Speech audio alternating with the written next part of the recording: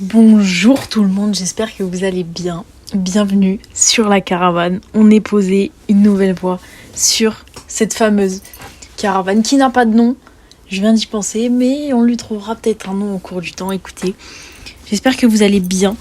On est mercredi, comme d'habitude. Qui dit mercredi dit on se pose. Ou pas, on peut faire un autre truc à côté. Mais on écoute la caravane, on écoute sur la caravane et on est bien. Aujourd'hui les amis, j'aimerais vous parler de quelque chose qui est assez fréquent chez énormément de personnes pour le coup. C'est, et moi la première d'ailleurs, c'est cette peur de se lancer, cette peur de donner. On va en parler aujourd'hui et n'hésitez pas à aller faire un petit tour dans la description, je vous ai mis quelques informations complémentaires avec qui ont un rapport ou pas du tout avec le sujet, mais n'hésitez pas à aller faire un petit tour, c'est gratuit, ça prend 30 secondes. Et voilà, commentez, abonnez-vous, likez si vous kiffez, écoutez, on est parti, let's go. Cette peur, vous avez cette peur qui vous bloque, qui vous empêche de vous lancer, qui vous empêche d'avancer en fait dans ce chemin de la vie concrètement. C'est très philosophique ce que je viens de dire pour ne rien dire finalement, mais c'est aussi le pouvoir des mots, et on en parlera dans un autre podcast. Mais qu'est-ce que je voulais vous dire ? Oui, cette peur, je pense que tout le monde l'a finalement. Je pense que tout le monde l'a, cette peur elle est extrêmement égoïste, et on y reviendra aussi. Mais parce qu'elle sert avant tout à nous protéger. Alors je vous dis pas qu'elle est rationnelle ou irrationnelle, ça c'est un autre sujet encore, mais la peur c'est un élément de défense concrètement du corps humain, plus ou moins. En tout cas de votre cerveau, qui vous dit il y a un risque. Il y a un risque. Le risque zéro n'existe pas. On va pas se mentir. Le risque zéro n'existe pas. Alors il y a un risque. Et toi t'en fais ce que tu veux de ce que je te dis. T'as peur, certes. Mais comme on dit aussi, la peur n'évite pas le danger. Donc bon, il faut savoir faire la part des choses. Il faut savoir à un moment se dire choisir si cette peur elle est légitime de prendre le dessus sur l'action ou au contraire pas du tout. Et qu'elle a pas impacté cette action précise ou cette je sais pas trop ce que vous voulez faire. Non, si, cette action précise, elle a pas à l'impacter. Mais ça, c'est, je pense, à vous d'en juger. Et vous êtes le maître, hein. Après tout, c'est à vous de faire c'est à vous de faire beaucoup de travail sur vous-même. Bon, qu'est-ce que je voulais vous dire ? J'ai noté pas mal de choses sur cet épisode. Il y a un cheminement qui s'est fait dans ma tête quand j'ai eu cette idée. Je vais pas vous mentir, il y a la moitié de cet épisode, j'ai eu l'idée hier soir. Je suis allée me coucher à minuit. Je me suis endormie vers un peu avant 2h. Et du coup, j'ai pas mal de pensées qui m'ont trotté dans la tête, dont celle-ci. Cette peur de donner, et là je vous parle relationnellement parlant. Parce que t'as la peur de se lancer, qui est pour moi quelque chose de, je vous dirais professionnel, mais en vérité, se lancer dans quelque chose, ça peut être une relation. Et cette peur de donner, elle est plus pour moi personnelle, même si en soi la peur de se lancer englobe les deux. Déjà pour moi, une peur, comme je vous ai dit, c'est toi qui choisis le penchant en quelque sorte qu'elle prendra. Et quand t'as peur, le souci c'est que tu passes à côté d'énormément de choses parce que tu peux te dire ok non, cette peur elle est rationnelle et j'y vais pas, tu vois, j'ai trop d'appréhension, j'allais dire d'a priori mais non, j'ai trop d'appréhension vis-à-vis de ça, j'y vais pas, je préfère pas me lancer, et voilà, je vous dis que c'est égoïste, mais en vrai on est tous des putains d'égoïstes, pardonnez-moi le langage, et on y reviendra, et j'ai beaucoup d'arguments à ce sujet, et beaucoup le disent aussi, mais on y reviendra, c'est pas le sujet, mais du coup oui, vous passez à côté d'énormément de choses, mettons que vous avez peur de... Je sais pas moi, vous êtes dans une relation, quelle qu'elle soit, amicale, prenons les amis. Les amis sont essentiels, je pense. Mais on s'en rend pas assez compte, je trouve qu'on met pas assez de valeur sur ce qui peut être l'amitié à certains moments. Et il y a des moments où l'amitié elle prend une énorme place dans votre vie. Et ça peut... Avant qu'elle prenne cette énorme place, il peut y avoir des doutes. que ce soit sur la confiance, que ce soit sur la... les doutes, globalement, c'est la confiance. Voilà, je vais pas vous chercher d'autres arguments. La confiance englobe tout. Donc, ça veut dire que vous vous empêchez... Concrètement, c'est ça, vous vous empêchez de donner au détriment de cette relation par peur, justement, d'avoir des répercussions et en général, c'est un système. Oui, si, c'est clairement un système de défense et de protection du corps.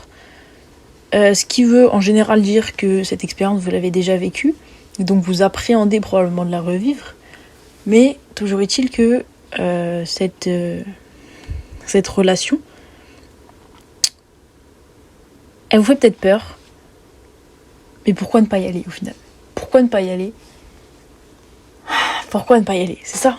En fait, c'est soit tu prends le risque.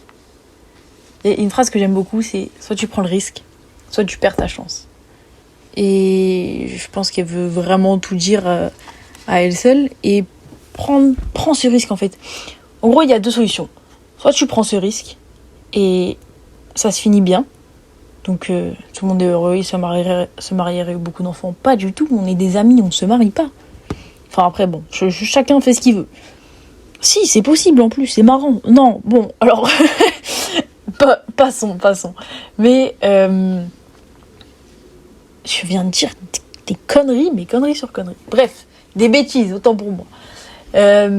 Oui, donc soit tu prends cette opportunité concrètement que t'a donné la vie, sans parler d'une quelconque religion, et ça se passe bien, et vous êtes collègues, et cette amitié, elle a pris une place énorme dans ta vie, qui va faire qu'aujourd'hui c'est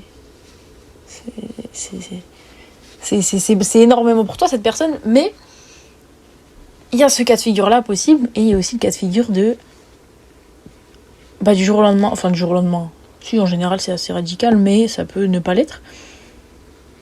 En général la décision elle est prise, après elle se ressent sur un plus ou moins long terme. Et ce qui voudrait dire que cette relation elle s'est mal finie et vous finissez dans une souffrance que vous avez probablement déjà vécue, si vous avez eu en tout cas cette peur de vous lancer dans cette relation. Et je pense que là est le problème aussi, c'est que on a de plus en plus de mal à trouver des gens bien en fait. Je pense qu'on a tous au moins souffert une fois dans notre vie d'une relation ou été déçu de quelqu'un. Quand on s'attend à rien, on n'est pas déçu. Mais en général, dans les relations, quelles qu'elles soient, on a déjà été déçu d'au moins d'une relation et on n'a pas envie de le revivre parce qu'une déception, c'est pas du tout agréable à vivre et ça donne pas du tout envie de recommencer. Donc c'est sûr que il faut prendre la chance. Enfin, faut prendre l'opportunité pour moi, même si elle finira par te faire souffrir. Je pense que saisir cette opportunité, ça peut que te faire du bien et t'apprendre en fait concrètement ce que la vie a à t'apprendre. En fait, t'en tireras des conclusions par toi-même réellement. Et non, vraiment, je vous jure, je pense que c'est nécessaire. Il y a un message que j'ai écrit une fois, je vous le cherche. C'est une amie à moi qui avait des petits soucis avec son mec. Et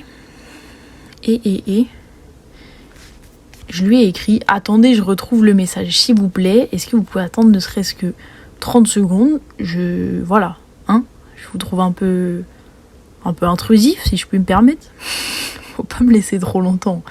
Moi, je me jure qu'on va pas me laisser trop longtemps. Attendez, je crois qu'il est pas loin. Je reconnais la galerie pas loin. Et si je l'ai supprimé, je suis une sacrée zigoto, je l'ai retrouvé.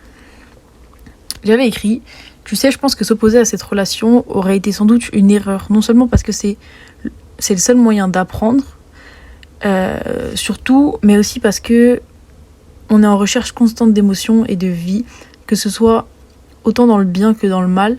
Et la vérité, je pense que c'est la meilleure décision à prendre parce que tu l'aurais regretté sinon, et il n'y a rien de pire que ça. Écoutez, je pense que j'ai bien résumé ce message. J'ai hésité pas mal ce message, il y a tout est dit dedans.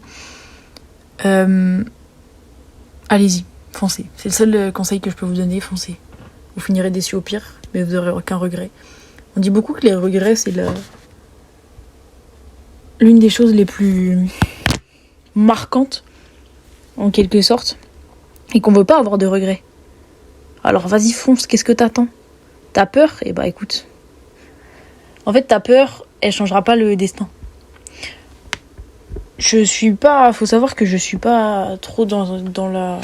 Je suis pas croyante, mais je crois à une forme de destin ou de chemin déjà écrit, tu vois. Genre pour moi, c'était écrit que ces deux personnes allaient se rencontrer à ce moment-là, dans cet endroit-là, pour faire cette activité. Enfin, cette activité-là, non, mais genre, à cette heure-là, dans cet endroit-là, et genre, c'était écrit juste. C'était écrit juste. Et il y a cette forme de destin qui fait que pour moi, tu dois y aller. Et si tu y vas pas, à contrario, et bah, c'est que tu devais ne pas y aller. Je pense que tout est prévu, en fait. Pour moi, tout est prévu. Mais, en même temps, tout n'est pas... Je sais pas comment vous dire. Mais pour moi, il y a une sorte de destin écrit. Dites-moi ce que vous en pensez, mais pour moi, il y a quelque chose d'écrit. Mais du coup, je vous disais que, ouais, avec cette peur, on peut passer à côté d'énormément de choses. Et on peut passer à côté de ces moments de vie. Comme je l'ai dit, je crois, dans mon message. On est dans une recherche constante d'émotions. Et qu'elles soient dans le bien ou le mal, on en a parlé dans le précédent épisode, je vous renvoie direct dessus, si vous voulez. Ou je vous le mets dans la description. Allez-y, il sera en première ligne de description. Ce sera oui. Donc ce sera le je sais plus ce que je voulais dire, elle n'a aucun sens ma phrase. Mais du coup oui, on est dans cette recherche constante d'émotions, qu'elle soit par le bien ou par le mal. Et cette émotion, on la perd. Enfin, on la perd pas, mais si, au final, on l'esquive. Cette émotion, cette sensation de vivre, on la laisse passer à côté de nous parce qu'on a eu cette peur, justement. Et je pense que, en fait, en pesant le pour et le contre, c'est que soit tu vas, tu prends le risque, ça peut se passer bien, mais ça peut se passer mal. Soit tu vas pas, et bah t'en sais rien, juste. Juste tu sais pas, et tu sauras jamais, probablement, ou quelqu'un le fera à ta place. Si toi tu le fais pas. Enfin, quelqu'un prendra ta place, personne le fera à ta place, sache-le. Mais quelqu'un prendra probablement ta place. Ce qui est pas la meilleure des choses, et des ressentis, on va pas se mentir. Ah là là, cette peur de se lancer. Quand on a peur de se lancer, en général, et qu'on n'y va pas, on reste indéfiniment dans un même cycle, jusqu'au déclic. Tout est cyclique dans la vie. Tout est éphémère, on y reviendra également, mais cette peur, elle entraîne cette vie cyclique, cette vie qui donne très peu envie globalement, et vous restez dans cette même boucle qui vous fait pas vivre, et qui, je pense, une vie assez platonique, assez monotone, donne envie à personne, et ça nous éloigne finalement de ce bonheur dont on cherche, et on finit pas heureux. Donc cette peur de se lancer, je pense qu'elle est nécessaire forcément, parce que sinon ce serait trop simple juste. Mais je pense avant tout qu'il faut faire attention à la manière dont on utilise cette peur, et comment on la reçoit aussi, nous, dans notre esprit ou dans notre corps. Donc, ayez peur. Mais lancez-vous. Voilà. C'est pas du tout la fin de l'épisode, mais c'est une mini-conclusion au plein milieu de l'épisode. Qu'est-ce que je vous disais ? Ouais, soit on se lance, soit tu prends le risque, soit tu perds ta chance, en fait. C'est genre vraiment ça. Tu perds ta chance, et perdre ta chance, c'est vraiment... c'est triste, quoi. Je sais pas, mettons tu... perdre sa chance. T'as perdu la chance de vivre une histoire d'amour qu'elle est peut-être marquée toute ta vie, une personne avec qui t'allais probablement vivre ta vie, peut-être faire ta vie. Et tu retombes, rien qu'en pensant à ça, Alors peut-être que cette personne, tu l'aurais quittée après 2 jours. Mais rien qu'en pensant au meilleur, bah ça te rend un peu triste d'une certaine manière et tu retombes dans cette boucle et cette vie assez monotone qui ne donne envie à personne. Donc, conclusion, mini-conclusion, prenez votre chance, saisissez-la. C'est des opportunités, toutes les opportunités sont bonnes à prendre. Prenez le risque, c'est le meilleur moyen d'apprendre. Alors vas-y, fonce, même si tu te casses la gueule, c'est le meilleur moyen d'apprendre. Je vais vous donner 2 exemples archi concrets, ok ? Il y a 2... J'ai noté, exemple, vélo ou rupture. Voilà, ça peut parler à une tranche d'âge assez large globalement. L'exemple du vélo. Écoutez, est-ce que vous avez déjà fait du vélo à 2 roues ? Je vous parle quand vous étiez petit. La première fois que vous avez fait du vélo à 2 roues, est-ce que vous avez roulé comme si c'était naturel ? Je ne suis pas sûre.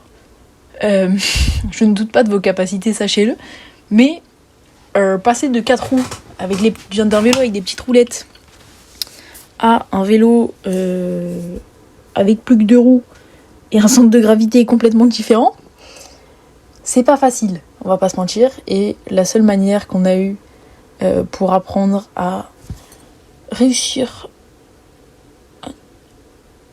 je perds mes mots, à réussir à rouler finalement sur cette bicyclette, ça a été de tomber, ça a été de poser le pied par terre, ça a été de prendre des méchants virages et de finir par tomber et de s'érafler les mains.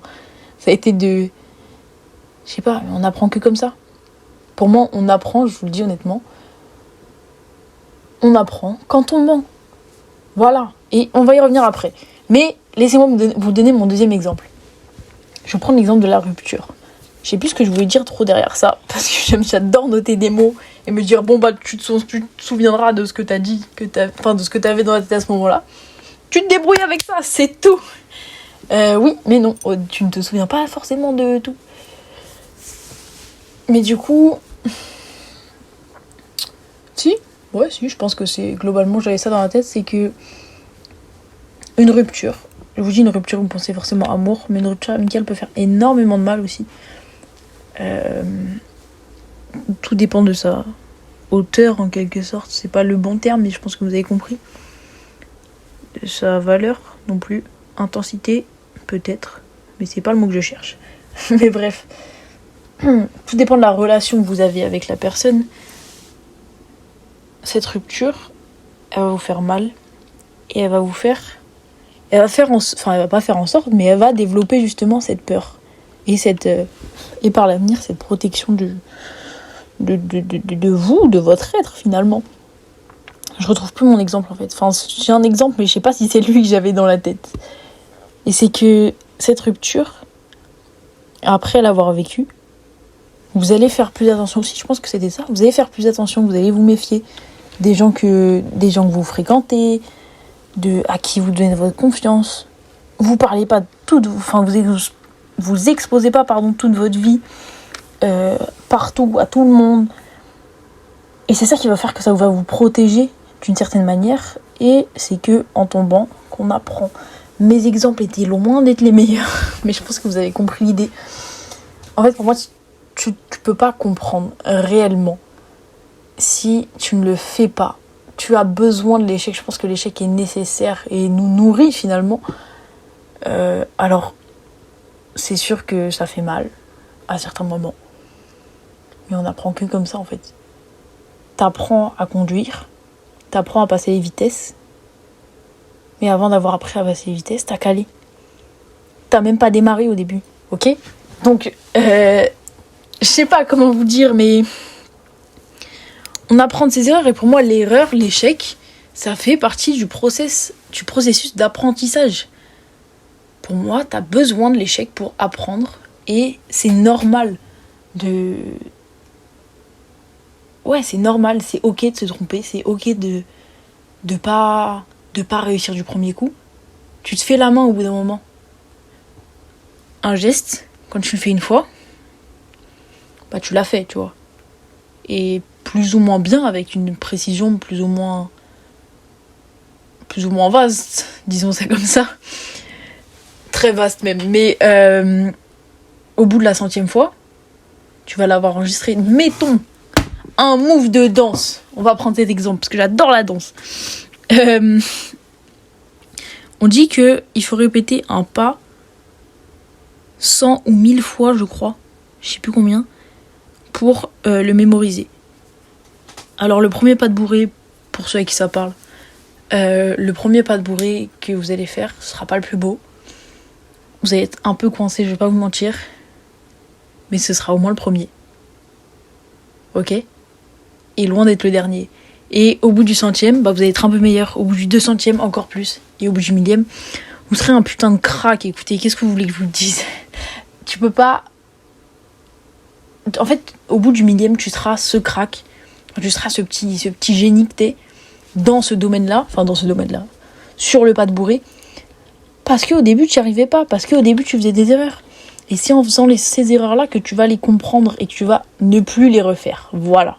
C'est exactement ça, là où je voulais vous amener. Bref. Faut que tu te disciplines, en fait. Faut que tu te dises, ok, j'ai peur. Ok, on est d'accord. Mais est-ce que je préfère passer à côté de quelque chose ou tenter sans en avoir la moindre idée de comment se finira cette aventure. Mais j'essaye et je regrette pas parce que j'y suis allée finalement. J'y suis allée, ok ? Et pour moi, je pense qu'on est pas mal en accord là-dessus. Il n'y a rien de pire que les regrets. On dit souvent que vaut mieux vivre avec des remords que des regrets. Les remords, je crois, si je me rappelle bien. Un remords, c'est quelque chose qu'on a fait, mais qu'on a le regret d'avoir fait. On a un remords. Un regret, c'est quelque chose qu'on n'a pas fait, et donc on regrette de ne pas avoir fait. Je crois que c'est ça la définition, le sens. Je ne suis pas sûre, mais je crois que c'est ça. Donc, mieux vaut vivre avec quelque chose qu'on a sur la conscience, qu'on a faite, mais qu'on n'aurait peut-être pas dû faire. Mais au moins on connaît la fin. Que vivre avec quelque chose qu'on n'a jamais fait, dont on connaît ni le début ni la fin, tu vois. Je pense que là-dessus, on est assez d'accord. Et juste discipline-toi. C'est de l'autodiscipline. L'autodiscipline, c'est archi important. Fous-toi un coup de pied au cul et vas-y, bon sang. Vas-y, frère, tu bouges. C'est maintenant, ce sera pas demain. Ce sera pas après-demain. C'est maintenant. Les chances, les opportunités, c'est toi qui les crées. Tout vient de toi. Tu contrôles ta vie.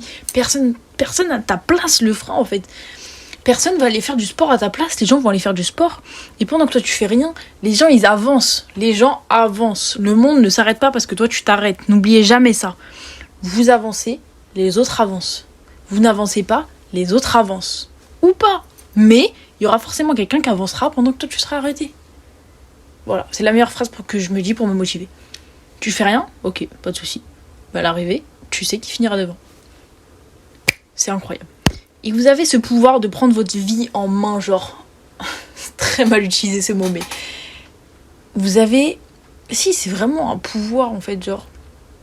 Faut que j'arrête de dire genre, il est horrible ce mot. Il est moche, en plus. Ça n'a aucun sens. Qu'est-ce que je voulais vous dire ? Allez-y, prenez votre vie en main. C'est maintenant. C'est pas après-demain, c'est pas demain. Laissez pas passer votre chance. Saisissez-la. Saisissez-la ou créez les opportunités, créez la chance. Je pense qu'il y a de la chance et du travail. Mais cette chance, tu la crées en travaillant. Et voilà. C'est pas du tout la fin de l'épisode, les frères. Je vous laisserai pas comme ça. Non, il y a un dernier sujet dont je voulais vous parler. Enfin, c'est pas un sujet, c'est vraiment la suite. C'est un truc qui s'appelle l'épigénétique. C'est un truc très récent qui est assez fou et c'est un truc scientifique. Pour vous la faire courte, vous avez 70%, vous avez 70% des gènes qui sont indéterminés et qui sont les vôtres si vous préférez, et 30% des gènes qui sont ceux de votre famille, de vos ancêtres, de vos parents, admettons. Mais il y a les ancêtres aussi, mais bref, vos parents. l'épigénétique, c'est quoi ? C'est toutes ces 70% des cellules qui nous appartiennent sont à la naissance en off. T'as le mode on, t'as le mode off. Donc elles sont arrêtées. Et une cellule peut correspondre à faire du sport, enfin pas faire du sport, mais genre... Comment je pourrais vous le dire ? Une cellule, ça peut correspondre à être comme ça. Tu vois ? Je suis motivée à faire ça. C'est très mauvais comme exemple, mais je sais pas comment vous dire en fait. Attendez, je réfléchis 30 secondes. En fait, c'est ça. On a 30% de nos gènes qui sont prédéfinis. Donc, mettons, on est plus apte à avoir telle maladie. Genre, je sais pas, vous êtes... prenons l'exemple d'un fumeur. Le fumeur, il est... Non, enfin, pas d'un fumeur, mais prenons quelqu'un qui a... On va pas prendre ça, écoutez. Prenons l'exemple de quelqu'un, je vais prendre un truc archi simple, qui un gène dans ses 30% auquel il est... C'est quelque chose de génétique. C'est quelque chose auquel vous allez être confronté. Vous ne le savez peut-être pas, mais vous allez être confronté, c'est un cancer de la peau. Alors, c'est pas du tout joyeux l'exemple que je vous prends, mais ça peut arriver, ça peut être dans les gènes. Et ces 70% de gènes que vous pouvez contrôler vont pouvoir vous éviter ou diminuer ces chances d'avoir ce cancer. En mettant de la crème solaire, en faisant des préventions. Pas en faisant des préventions, mais j'ai juste la crème solaire dans la tête, mais je crois qu'il y a plein d'autres... Parce que ça peut être un des facteurs qui fait que vous ayez un cancer de la peau, même si c'est loin d'être le seul. Parce que les cellules cancéreuses se développent pas juste à cause de ça, mais bref. Je suis un peu nulle pour parler de médecine. Mais vous avez 70% de gènes qui sont à vous, qui sont entre vos mains, à vous de décider, à vous de les mettre en on ou en off. Et voilà, je vais vous mettre le lien dans la description d'un podcast où c'est Michel Simès qui parle de l'épigénétique. Il en parle tellement mieux que moi. C'est In Power, je sais pas si vous connaissez, c'est de Louise. Et il est assez récent, je crois, celui qu'elle a sorti. Et allez écouter ce que Michel Simès dit sur l'épigénétique, c'est vachement intéressant. Mais tout ça pour vous dire que vous pouvez le faire par vous-même, en fait. Tout vient de vous, personne ne le fera à votre place. Et donc, oui, t'as peur, mais personne ne le fera à ta place. On pourra te remplacer, parce que personne n'est irremplaçable, sachez-le. On le pense le contraire, mais personne n'est irremplaçable. Donc tout le monde est remplaçable, si vous préférez. Donc, allez-y. Qu'est-ce que vous attendez ? Il n'y a pas de bon moment. Allez-y, n'attendez pas le bon moment, vous allez jamais l'avoir. Enfin, c'est pas que vous allez jamais l'avoir, mais à force d'attendre le bon moment, vous attendez 1 mois, 2 mois, 3 mois, 1 an, 2 ans, 3 ans, 4 ans, 6 ans, 10 ans. Et le bon moment, il arrive qu'au bout de 10 ans. Pendant ces 10 ans, vous auriez pu vous développer tellement plus qu'en attendant le bon moment, juste parce que vous vous êtes dit, il n'y a pas de bon moment en fait, c'est maintenant ou jamais. Il n'y a pas de bon moment, c'est maintenant ou jamais. Alors allez-y, vous avez peur de vous lancer, mais lancez-vous. C'est la seule manière d'apprendre. Et apprendre, ça vous nourrit. Et ça nourrit votre être, ça nourrit vos connaissances, ça nourrit vos émotions, vos sentiments. Et tous ces sentiments, ils aident à nous remettre droit sur le chemin du bonheur. Parce que cette peur de se lancer, comme je vous dis, on reste indéfiniment dans ce cycle assez triste de la monotonie et qui finalement nous fait prendre une route dans laquelle on s'égare et on s'éloigne justement de ce puzzle dont je vous parlais la dernière fois, de ces pièces de puzzle qui constituent notre bonheur. Alors allez-y, lancez-vous et donnez tout les frères, donnez tout. Bon, je pense qu'on a tout dit. J'ai pas parlé trop fort quand je vous ai dit donnez tout, mais donnez tout putain. Pardon, je vous ai peut-être tué les oreilles. Mais allez-y, foncez, c'est droit devant. Alors vas-y, tu fonces, tu te casses la gueule. Et c'est le meilleur moyen d'apprendre. Et c'est le meilleur conseil que je puisse vous donner. Foncez. Foncez. J'espère que ce podcast il vous aura plu. Au moins. presque 30 minutes que je suis en train de blablater comme d'habitude. En tout cas, bon, je pense que vous avez compris le message que je voulais vous faire passer. J'avais une petite idée aussi en tête. Quand on sera beaucoup plus nombreux sur la chaîne, pourquoi pas faire des live podcasts où on parle en fait. On parle. Parce que c'est trop bien. Je vais avoir une discussion avec vous ou avec l'un d'entre vous. Et quitte à que quelqu'un vienne en vocal, un abonné vienne en vocal, et on parle juste, où je parle avec vous dans les commentaires et vous me donnez vos points de vue sur des sujets où vous me dites tiens on parle de ça. Et voilà, parce que tout est une question de point de vue et il y a en échangeant, en échangeant, c'est l'un des meilleurs moyens d'apprendre. Bref, c'est une petite idée parmi tant d'autres. On fera des directs quand on sera plus nombreux. J'espère que cet épisode de Sur la Caravane vous aura plu. Moi, je vous fais des gros bisous et je vous dis à mercredi prochain pour un nouvel épisode. Ciao, ciao!